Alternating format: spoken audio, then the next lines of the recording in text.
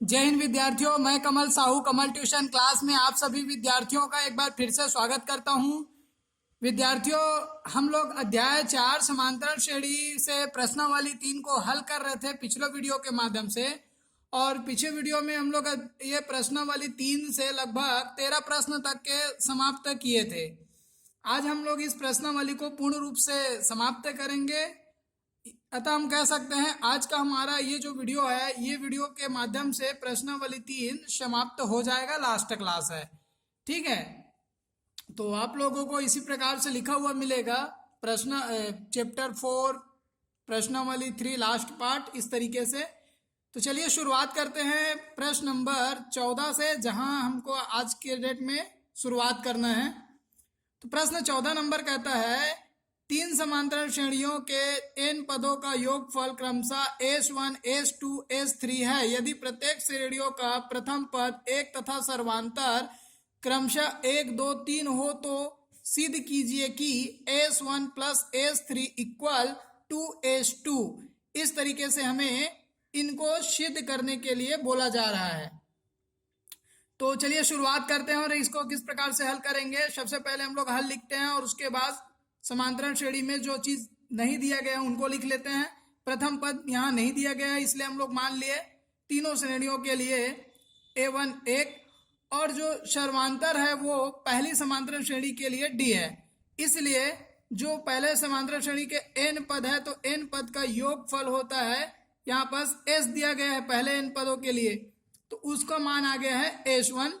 ठीक है, तो इसी मान को निकालते हैं। चलिए, किसी भी योगफल ज्ञात करने के लिए Sn बराबर n/2 ब्रैकेट में 2a प्लस n-1 ब्रैकेट बंद d पूरा ब्रैकेट बंद, इस तरीके से हमें लिखना पड़ता है। इस मान को रखते हैं और n/2 फिर 2 अपने स्थान पे। अब चूंकि प्रथम पद यहाँ पास 1 दिया गया है, ये तीनों श्रेणियों के लिए प्रथम पद 1 है और तीनों श्रेणियों के लिए अलग अलग सर्वांतर यहाँ दिखाई दे रहा है 1, 2, 3। तो अभी हम लोग फिलहाल के डेट पे पहला समांतर श्रेणी देख रहे हैं जिसमें प्रथम पद 1 है और सर्वांतर भी 1 है। ठीक है, तो इस तरीके से पहले इनको हम हल करेंगे। अब इसको हल करते हैं तो n/2 अपने स्थान पे 2 गुणा 1 का 2 हो गया, n-1 का गुणा 1 से होगा तो वो कोई फर्क नहीं पड़ने वाला, इसी प्रकार से आएगा। अब इसे हल करते हैं तो आगे बढ़ जाएगा, n और 2 का गुणा 2n और फिर 2 और n का गुणा n का स्क्वायर माइनस n और 1 का गुणा n और पूरे का बटा हो जाएगा ये 2, इस तरीके से। अब यहां से हम 2n से 1n को घटाएंगे तो हमारे पास बचेगा n, और उसके बाद n का स्क्वायर जो है, n का स्क्वायर यहाँ रहता और n यहाँ हो जाता, तो दोनों में से हम लोग n को कॉमन निकाले, बच गया n प्लस का 1 और पूरे का बटा 2। तो ये है हमारा योगफल, पहले समांतरण श्रेणी का योगफल S1। जैसे कि यहाँ दिया गया है S1 जो है वो पहले समांतरण श्रेणी का योगफल क्रमशः 1 है, दूसरे समांतर श्रेणी का योगफल S2 है, तीसरे समांतर श्रेणी का योगफल S3 है, इस तरीके से। तो पहला योगफल हम लोगों ने सूत्र के माध्यम से लिखा और योगफल निकाला, तो हमसे आया योगफल n ब्रैकेट में n+1 ब्रैकेट बंद 2। तो ये है पहला समीकरण हमारा। अब इसी तरीके से पुनः क्या करेंगे, प्रथम पद, जैसा कि प्रश्न बोला है कि 3 समांतर श्रेणी का योगफल दिया गया है लेकिन हर एक का प्रथम पद 1 दिया है, तो यहां से हम इसको 1 बना सकते हैं प्रथम पद। सर्वांतर इस बार अगला हमें 2 रखना है, यहाँ जैसे देख पा रहे हैं, तो ये सर्वांतर 2 हो गया।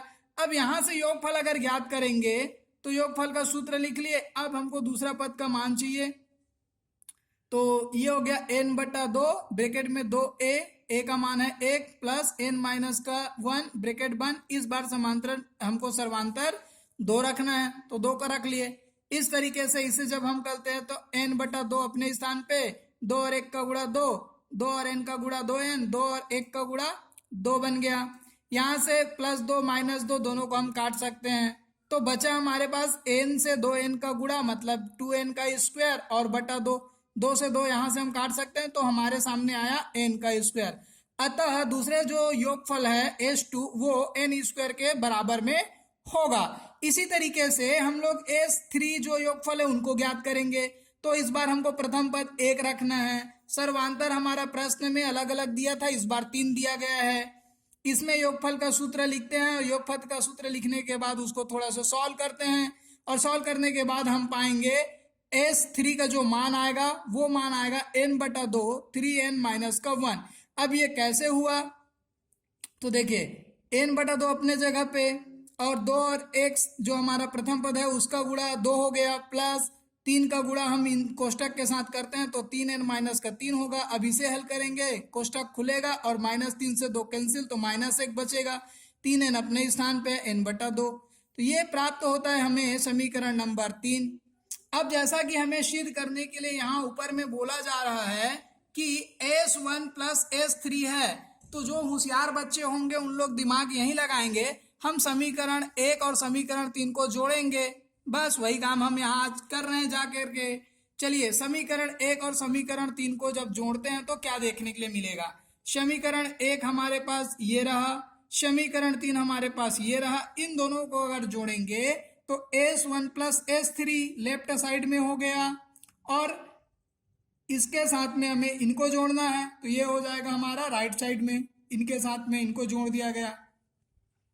अब चूंकि हर अगर समान रहता है दोनों में तो हम ऊपर वाला काम डायरेक्ट करते हैं, इसलिए हर दोनों का हो गया समान और ऊपर में n का स्क्वायर प्लस n का गुणा 1 से n हुआ, फिर प्लस n का गुणा 3n से 3n का स्क्वायर हो गया, फिर माइनस n का गुणा 1 से होगा तो n, तो यहाँ से प्लस n और माइनस n तो हो जाएगा कैंसिल और n का स्क्वायर यहाँ पास 1 दिख रहा है, यहाँ पास 3 तो दिख रहा है n का स्क्वायर, तो दोनों मिला करके बन जाएगा 4 तो n का स्क्वायर। अब 4n का स्क्वायर है तो 2 से 4 को हम काट सकते हैं, बच जाएगा 2, तो यहाँ बच गया हमारे पास 2n का स्क्वायर, तो ये आया 2n का स्क्वायर। अब चूंकि हमें मालूम है कि S2 का मान जो है वो n का स्क्वायर होता है, तो यहाँ हम लिख सकते हैं 2 अपने स्थान पे है और n का स्क्वायर के स्थान पे हम लिख सकते हैं 2s को, S2 को, इसलिए यहाँ पास हो जाएगा 2s। और यही बात हमें सिद्ध करना था प्रश्न नंबर 14 पे। तो इस तरीके से हमारा ये सिद्ध होता है। उम्मीद करता हूँ आप लोग भी इस प्रकार से सिद्ध करने के लिए अब अपने आप को सक्षम समझते होंगे। बढ़ते हैं अगले प्रश्न की ओर। प्रश्न नंबर 14 थोड़ा सा लंबा था, लेकिन आराम से अगर 1-2 बार वीडियो को देखेंगे, अगर समझ में नहीं आता तो बिल्कुल वो भी समझ में आ सकेगा, ऐसा कोई घबराने की बात नहीं है। और वो प्रश्न अक्सर करके पूछा जाता है, तो सभी विद्यार्थियों को एक बार मैं बोलूंगा ही कि विद्यार्थीगण प्लीज ध्यान दें और उस प्रश्न को बार बार देखें जब तक आपको समझ में नहीं आता तब तक। ज्यादा कुछ नहीं करना रहता है हमें, जैसे 15 नंबर के इस प्रश्न में देखते हैं, थोड़ा सा दिमाग और आगे बढ़ाते हैं।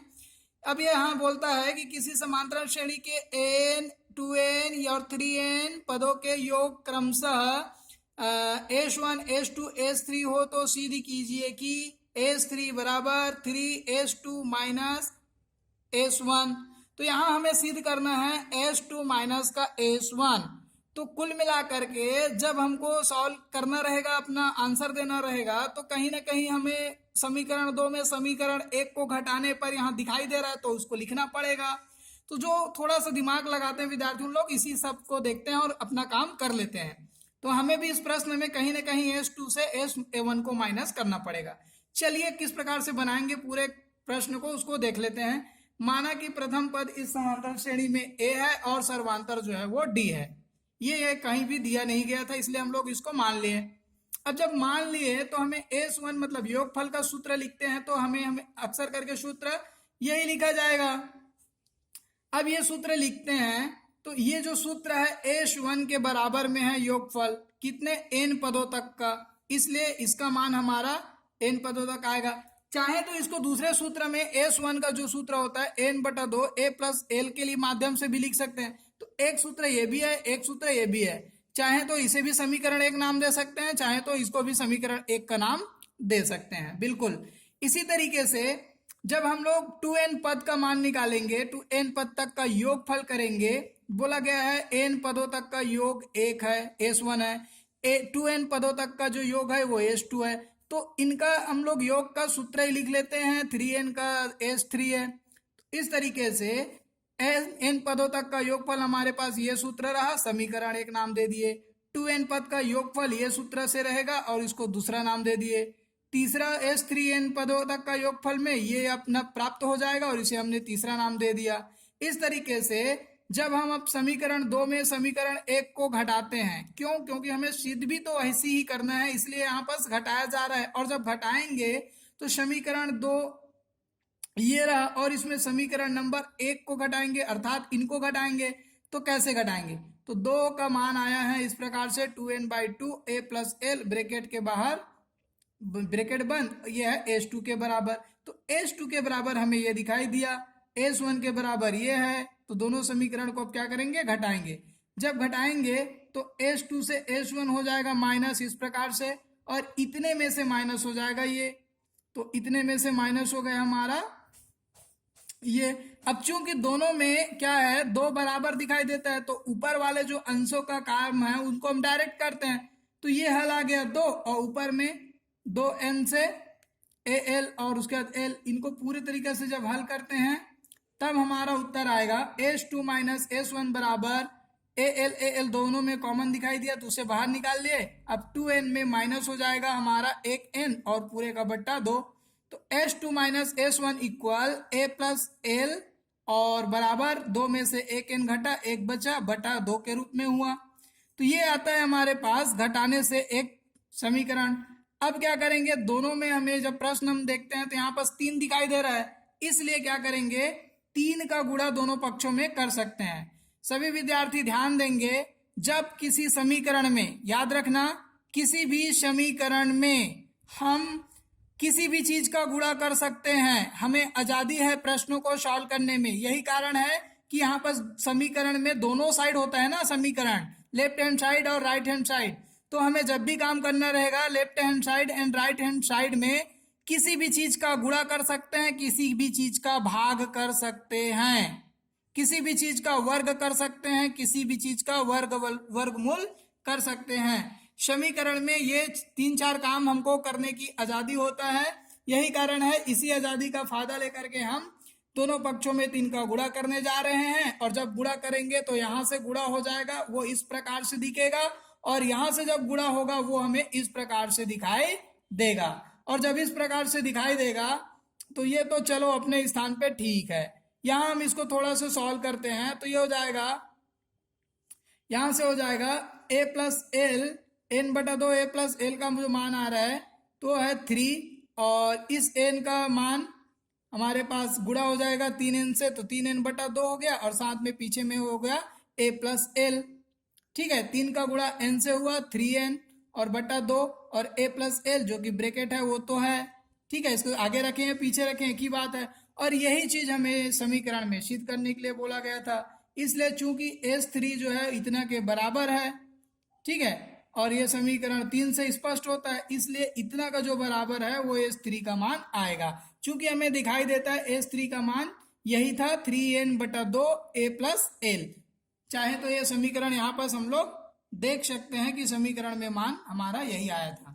तो उम्मीद करता हूं पिछले प्रश्न की तरह इस प्रश्न को भी आप लोग अच्छे से अब सिद्ध कर पाएंगे। बढ़ते हैं प्रश्न नंबर 16 की ओर। यह प्रश्न कहता है कि टेलीविजन बनाने वाली एक कंपनी तीसरे वर्ष में 600 टेलीविजन तथा 7वें वर्ष में 700 टेलीविजन बनाती है। यह मानते हुए कि प्रत्येक वर्ष बनाने वाले टेलीविजनों में एक समान रूप से एक निश्चित संख्या में वृद्धि होती है, ज्ञात कीजिए कि। अब पॉइंट है, पॉइंट यह है कि पहला हमको यह बताना है कि प्रथम वर्ष में बनाए गए टेलीविजन की संख्या कितनी है, दूसरा नौवें वर्ष में बनाए गए टेलीविजन की संख्या कितनी है, और बात रही तीसरा, तो वो तीसरी बात है जैसे कि आप लोग देख पा रहे हैं कि प्रथम 7 वर्षों में बनाए गए कुल टेलीविजनों की संख्या कितनी है। अब अच्छा, इस प्रश्न में हमें दिया गया है कि तीसरे वर्ष में 600 टेलीविजन बनता है, अर्थात ये A3 का मान है, तीसरे पद का मान 600। ठीक है, 7वें वर्ष में इन्होंने 700 बनाया, अर्थात हम इसको बोल सकते हैं ये हमारा 7वां पद का मान है, A7 बराबर 700। और यहाँ जो सर्वांतर है प्रत्येक वर्ष जो है वो निश्चित अनुपात में बनाता है। तो चलिए, यहाँ सर्वांतर नहीं दिया गया इसलिए हमने मान लिया इसको D, और प्रथम पद हमारे सामने है A। तो इस तरीके से अगर हमें तीसरे पद का मान ज्ञात करना होता तो हम लिखते A3 बराबर A प्लस 2D, ये हमारा सूत्र कहता है। अब इस सूत्र का जो वैल्यू है वो प्रश्न बोलता है कि 600 बना हुआ है, तो क्यों ना ये समीकरण बन गया। इसी प्रकार से A7 का मान दिया गया था 700, तो उसे हम A+6D लिख सकते हैं और ये समीकरण नंबर 2 हो गया। अब समीकरण 1 में समीकरण 2 को घटाएंगे तो पता हमें चली जाएगा कि क्या मान आने वाला है A का और D का। तो चलिए A से A घट जाएगा, कट गया, और 6 में से 2 गया, बच गया 4D माइनस में, 7 में से 600 घटाए बच गया 100 माइनस में, दोनों तरफ से माइनस कैंसिल होता है और 4 से कट जाएगा 100 25 बार में। तो ये जो D का वैल्यू आएगा वो आएगा 25। जैसे D का वैल्यू आता है हम समीकरण 1 में मान रखते हैं, समीकरण 1 में मान रखते हैं A+2D में जो कि 600 दिया गया है, A+D का मान 25, तो 25 दूनी 50, 50 जो है 600 के तरफ पक्षांतर होगा तो माइनस में बदल जाएगा और 600 में 50 घटेगा तो A का वैल्यू आएगा A बराबर 550। अब जैसा कि ये हमारा प्रथम पद है तो हम बोल सकते हैं कि प्रथम वर्ष में बनने वाले टेलीविजन की संख्या 550 थी। हमारा पहला उत्तर समाप्त होता है। जैसे पहला पूछा गया था कि प्रथम वर्ष में बनाए गए टेलीविजन की संख्या ज्ञात कीजिए, तो यही तो है, जो प्रथम पद है वो प्रथम वर्ष में बनाया गया है। अब बात करना है कि 9वें वर्ष में बनाए गए कितना होगा, तो 9वें पद का मान A+8D, 8D में हम सबका मान रखते हैं, A का मान 550, 8 अपने स्थान पे, D के स्थान पे 25, 25 अट्ठे 200, 200 में 500 जुड़ेगा तो हो जाएगा 500, 500 और 200 700, 50 और है तो 500, 750 हमारा हो जाएगा A90, अर्थात 9वें वर्ष का जो मान है वो 750 होगा। अब 7 वर्षों में कुल टेलीविजन कितने बना हुआ है ये बताना है। तो 7वें वर्ष में 7 पदों तक का योग हमें ज्ञात करना है।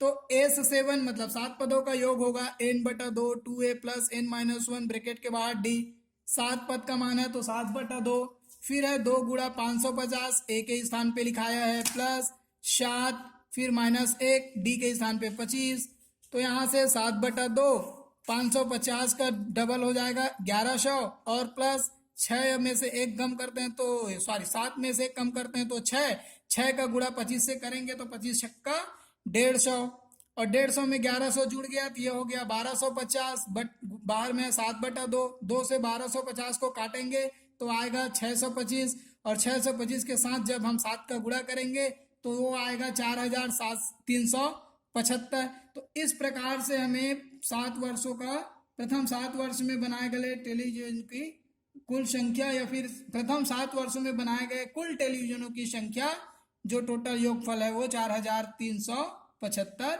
होंगे। बढ़ते हैं आज के इस प्रश्न नंबर 17वें की ओर। 17वें प्रश्न में यह बोला जा रहा है, जैसे कि आप लोग देख पा रहे हैं, एक निर्माण कार्य ठेके में कराया जा रहा है जिसे एक निश्चित तिथि तक पूरा करना है। ठीक है भाई, कोई कार्य है जिस कार्य को करने के लिए एक निश्चित तिथि का डेडलाइन दिया गया है। निश्चित तिथि से विलंब होने पर जुर्माने का प्रावधान है। बहुत अच्छा।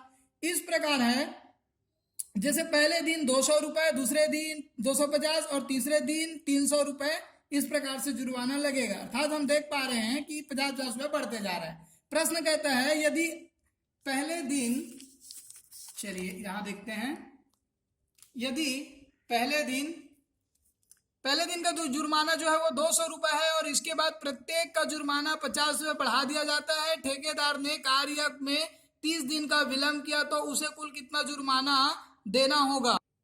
इस तरीके से जुर्माना जो है 50 रुपए बढ़ा दिया जाता है। ठेकेदार ने कार्य को 30 दिन विलंब करके पूरा किया तो हमें यह बताना है कि उसे कितना जुर्माना देना होगा और 30वें दिन का जो जुर्माना है वो कितना होगा ये भी हमको बताना है। अब प्रश्न हमारा कहता है कि पहले दिन 200 रुपए जुर्माना, दूसरे दिन 250 और तीसरे दिन 300। तो इस प्रकार से हमें एक श्रेणी मिल गया, 200, 250, 300। इस तरीके से हमें 30वें दिन तक का योगफल भी बताना है और 30वें दिन का मान भी बताना है। और सर्वांतर जो है वो 50 रुपए प्रतिदिन के हिसाब से बढ़ाता है तो इसलिए सर्वांतर हमारा 50 होगा।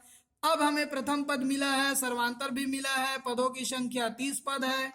यहां से हम लोग पहले तो 30वें पद का मान निकाल लेते हैं। n बराबर होता है हमारा सूत्र ये, तो 30वें पद का मान आ जाएगा 200 + 30 - 1 ब्रैकेट के बाहर D 50।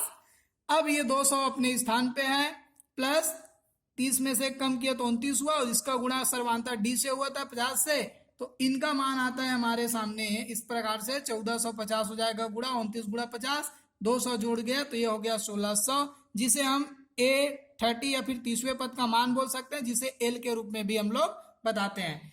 आगे बढ़ते हैं। जब हमें 30वें पद का मान पता चल गया तो 30वें पद का योगफल का सूत्र होगा 30वें पद का योग n/2 a प्लस l, ये पहला पद और ये अंतिम पद। ठीक है, तो 30/2 हुआ 30वें पद का मान योगफल, और 200 प्लस का हमारा l आया है 1650, तो 200 में 1600 जुड़ जाएगा, हो जाएगा वो 1850, और 2 से जब 30 को काटेंगे तो 2 एकम 2 और 2 पंद्रह 30, तो ये आ जाएगा 15। तो 15 का गुणा 1850 से करेंगे तो उत्तर आएगा 27,750, अर्थात अतः 30 दिन तक का जो जुर्माना है वो 27,750 रुपया लगेगा। इस प्रकार से बढ़ते हैं प्रश्न नंबर 18वें की ओर। एक विद्यालय में विद्यार्थियों के समग्र शैक्षिक प्रदर्शन पर 7 नगद पुरस्कार देने के लिए 700 रुपए की राशि रखी गई है। यदि प्रत्येक पुरस्कार अपने से ठीक पहले वाले पुरस्कार से 10 रुपए कम है तो प्रत्येक पुरस्कार की राशि कितनी है। चलिए, प्रश्न को पढ़ने से एक बात समझ में आया, यहाँ 7 नगद पुरस्कार दिया है, अर्थात पदों की संख्या n बराबर 7 है, और जो योगफल है वो टोटल 700 रुपए है, अर्थात SN जिसको हम योगफल बोलते हैं वो 700 दिया गया है। हम और सर्वांतर जो है वो 10 रुपए कम होते जाएगा हर पुरस्कार में, तो सर्वांतर D बराबर 10 हो गया। माना कि प्रथम पद हमारे सामने A के रूप में A है। अब जब 7 पदों तक का योगफल लिखते हैं और उसका सूत्र लिखते हैं तो हमें 7वें पद का मान प्राप्त हो जाएगा। 700वें योगफल के जगह में 7/2, 2 गुणा A प्लस 7 माइनस का 1 कोष्टक बंद, ब्रैकेट के बाहर D सर्वांतर 10। अब A का मान तो हमको नहीं पता था इसलिए A ही लिखाया है, और 7 पदों का है इसलिए 7 लिखाया है। तो 2 से 7 से 700 कटेगा तो 7 एकम 7 और 7 एकम 7 100 आएगा। 100 का गुणा इस 2 से होगा तो 100 दूनी 200 हुआ ये, तो यहां तक का काम समझ आ गया होगा। अब 2A प्लस 7 में से 1 कम किया तो 6 का गुणा 10 से 60, तो ये समीकरण समझ आ गया होगा। अब 60 जो है पक्षांतर होगा तो यहाँ आकर के वो -60 हो जाएगा, तो 200 में 60 घटा 40 बचा 140, ये 2A के बराबर होगा। A से 14 जो है 7 बार में, 0 अपने स्थान पे, तो 70 आ जाता है हमारे सामने A का वैल्यू। अब जैसे ही A का वैल्यू आया और जैसे ही A का वैल्यू आया तो हम प्रथम पुरस्कार बोल सकते हैं, लास्ट से आएगा 6D 7वें पद का मान। ठीक है, तो A अपने जगह 70, 6 गुणा D, तो ये हो गया 6 गुणा 10, 10 छक्के 60 और 70 130। 7 पहला पुरस्कार है सबसे ज्यादा। फिर दूसरा पुरस्कार में 6D के बाद 5D आएगा, तो यहाँ से मान रखेंगे 120 रुपया। फिर 4D आएगा, 4D में मान रखेंगे 110 रुपया। चौथा पुरस्कार 3D होगा जो कि 100 रुपये आएगा। पांचवा पुरस्कार 2D होगा जो कि 90 रुपये आएगा। छठवां पुरस्कार AD होगा जो कि आएगा 80 रुपये, और 7वां पुरस्कार स्वयं A अपना प्रारंभिक स्थान पे रहेगा 70 रुपये। तो अतः पुरस्कार की जो राशि है 130, 120, 110, 190, 80, 70 रुपये होगा। ये first prize, second prize, third prize, fourth prize, 5 prize, 6 prize, 7 prize, इस प्रकार से 7 नगद पुरस्कार है। सभी का योगफल आप करोगे तो आपका उत्तर आ जाएगा 700। चलिए बढ़ते हैं प्रश्न नंबर 19, और ये प्रश्न आज का हमारा लास्ट प्रश्न है। 200 लट्ठों को इस तरह जमाया गया है कि सबसे नीचे वाली पंक्ति में 20 लट्ठे, उससे ऊपर की पंक्ति में 19 लट्ठे, उससे ऊपर की पंक्ति में 18 लट्ठे रखे गए हैं। यह क्रम सभी लट्ठों को रखे जाने तक चलता है और ये 200 लट्ठे हैं। हमें यह बताना है कि ये 200 लट्ठे कितनी पंक्तियों में रखे गए हैं, और इसमें जो सबसे ऊपर की पंक्ति है और ऊपर की पंक्ति में कितने लट्ठे होंगे। तो ये एक श्रेणी का निर्माण करता है। चलिए हल लिख लेते हैं। समांतराल श्रेणी 20, 19, 80 इस प्रकार से पंक्ति में रखा गया है। कहाँ तक? n पदों तक रखा गया है। तो यहाँ हम कह सकते हैं हमारा प्रथम पद 20 है, समांतर 19 में 20 घटाएंगे -1 बचेगा, और जो टोटल हमारा योगफल है कितने लट्ठे हैं, तो योगफल SN बराबर हमको दिया गया है 200। चलिए SN का सूत्र लिखते हैं। योगफल का सूत्र हमारे सामने ये रहा। अब इस सूत्र के माध्यम से जब हम मान रखेंगे एस एन का 200 n बटा 2 गुणा ए का मान 20 प्लस n-1 ब्रैकेट बंद फिर -1, ये है हमारे पास सर्वांतर। इसको हल करने से हमें प्राप्त होता है 2 का गुणा इस प्रकार से 200 से करेंगे तो ये हो गया 400। अब बच गया n, 20 गुणा 2 40, फिर माइनस एन, 1 का गुणा n से करेंगे तो -n होगा और -1 का यहाँ +1 होगा। यहाँ से 400 अपने स्थान पे, फिर बराबर n, अब कोष्टक खोल दिया जा रहा है तो 40 -n और +1 के रूप में दिखेगा। 400 अपने स्थान पे, n और 40 और 1 जुड़ करके 41 बना, फिर -n, फिर 400 बराबर 41 n माइनस का n। इसे एक समीकरण का रूप देंगे तो ये समीकरण हमारा आएगा n का स्क्वायर प्लस 41 n माइनस 400 बराबर का 0, जिसे हम गुणनखंड के रूप में तोड़ करके हल करते हैं तो ये टूटेगा 41 जो है वो माइनस का 25 और माइनस का 16 में, दोनों का गुणा 400 और दोनों का जो योग होगा वो होता है 41। तो इसी प्रकार से हमें तोड़ना होता है। यहाँ से एक मान निकालते हैं तो n का मान आता है n बराबर यहाँ से 25 निकलेगा क्योंकि माइनस में है, ये भी माइनस में है तो n का मान एक बार 16 निकलेगा। तो हमारा जो पदों की संख्या है या तो 25 या तो 16 हो सकता है, अभी कंफर्म नहीं हुआ है। पदों की संख्या कंफर्म नहीं होने के कारण से यदि हम a का मान अगर 16 पद है तो 16वें पद का मान निकाल लेंगे तो a प्लस हमें 15d करना पड़ेगा, तो 16वें पद का मान आएगा a का मान 20 है प्लस 15 अपने स्थान पे, d का मान -1, तो यहाँ से हम गुणा करते हैं 15 एकम 15 माइनस में 20 प्लस में, तो 20 में से 15 घटा बचेगा क्या 5। तो ये है हमारा अंतिम पद का मान 5। या फिर ये हो सकता था यदि a का मान जो है वो 25 पद अगर हम निकालते हैं तो a प्लस हमें 24d करना पड़ेगा, d का मान -1, 24 अपने स्थान पे, a का मान 20, तो 20 माइनस का 24 होता जो आ जाता माइनस का 4। अब चूंकि कभी भी क्या होगा माइनस वाला तो उत्तर होता नहीं है, इसलिए हमारा 25 पद नहीं होगा इस श्रेणी में, इस श्रेणी में होगा तो 16 ही पद होगा और अंतिम पद का मान 5 होगा।